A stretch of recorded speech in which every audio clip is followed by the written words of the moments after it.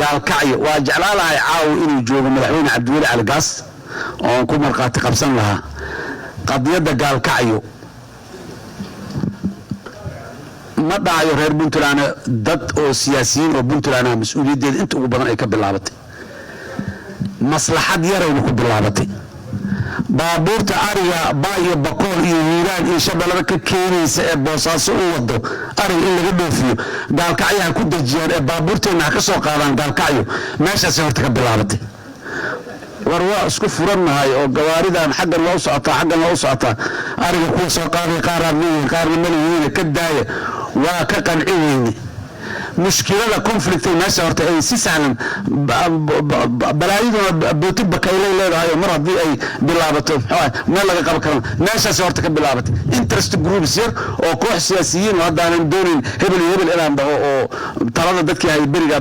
puntland ka mid ah ayaa horta mashruucaas ka shaqeeyey oo meesha geeyey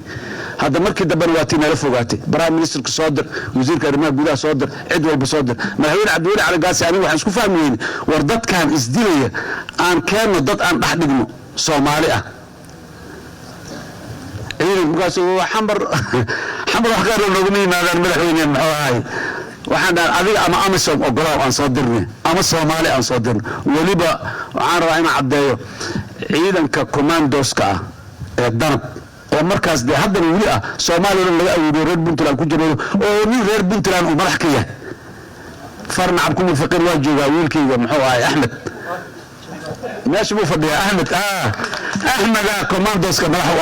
محمد دنب مدح واحد ور احمد يلا رب قولوا من قوته انت صدر ماشي dadkan dhax istaageen si fursad loo siiyo wada hadalka madaxweyne cabdiweli cali gaasi rag taada la joogo waa diideen markii dambe maxaa leeyahay igad ha dhax gasho igad ma sameynayso ha samayso igad waxay dhan anaga meesha ma tagi karno for security reason لأن بنت لهنا إلى السنة ما ديكرنا قلمي هنا إلى السنة ما ديكرنا مدة كله مصلحة يوناجا يعني عيسك ماشان كودي أو إنه جو جعلنا ما يدود ما وهكذا بابكار كوزير الكثير ما عنده كان بس سلامة إنه قال كعيدك يمدو محوها إنه بدين تكشق وكم ده إنه كم القاتف وروحي ماشي كبع جعلنا iyo effortiga angeliye qatarta uu ku galay asiga iyo ragii mas'uuliyiinta ah ee la socday ku sigteen oo qatar ay ku galeen markii dambe maxay ku soo dhamaatay nimankii igad markay dhaheen anagu meeshii ma tegi karno cidna weliisana male in dib loogu noqdo conceptigii oo markaa ciidan yar muxuu ahay tiradii hala diyo la keenay oo sidii lagu dhex galay waxaa la yiri xasan shiiqa muxuu ahay xabad muxuu rasaas ka soo raray muqdisho oo dadka muxuu ahay dagaalka lagu waxay muqdisho airportkaas aan caddaa ku yaalo inta hay-adood iyo inta dad iyo inta indho taagan hub muqdisho laga soo raro diyaaradu kan gabadh loo soo daldalay maalin walba statistics la sheegay ma qarsoomo hub muqdisho laga soo raro ma qarsoomi karo simply because prejudice ka jira xasan sheekh oo nin oday oo maxamed argeysa iyo taliyaha ciidanka abaanduulaha ma taliyaha abaanduulaha taliyaha nin maxaan dhihi karaa reer puntland waan dhihi karaa beriga weliba taliyaha abaanduulaha ciidanka xogga dalka Soomaaliya waxa la yiri waa nin reer gaalkacyo oo koonfurta gaalkacyo ka soo jeedo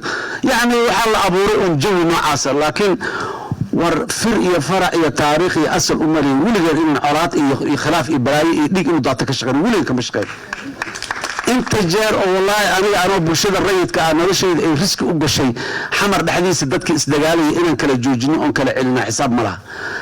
ma ba ka shaqeeyo mana igu soo dhacis weligeena kama shaqeyn mustaqbalkeena ka shaqeyn ka shaqeysana ma jecli in dhiig la daadisidoodo inta dhiig la daadilaa inta wax ka sokeeyo in la yeelan jecela marka waxaan rabaa walaalahay kamaan aan shaqeynay weligeen inaan hub xagga u daabulno xagga u daabulno dad Soomaaliyeed maxaan ku waa dhiigooda hal daadiyo aan dhahno waa maxaa arrimo oo maxaa aan ka shaqeyn gaalkacyo marka gaalkacyo magaalo Soomaaliyeed oo dadka degan bariga aan ka tagaan dagaalka ma taagnayn dadkeedu nabaday ahaayeen heshiisay ahaayeen nabaday ahaayeen waa wada noolaan waa fiicnaay shabaab soo dhaxgalo maalin xagga galo maalin inta galo waa kadib waliba naga dambeysay gadaalay ka timiday laakiin gaalkaayo colaada oo madaafiic isku haysato annagu kamaanaan tagin waa qodobka kale gaalkaayo waa magaalo options badan la sideeda u furan sideeda inay ahaato wax diidaya malaha oo nusna ay Puntland ka tirsanaato nusna galmudug ka tigaas waxdii adduunyada waa ka jiraan magaalooyin badan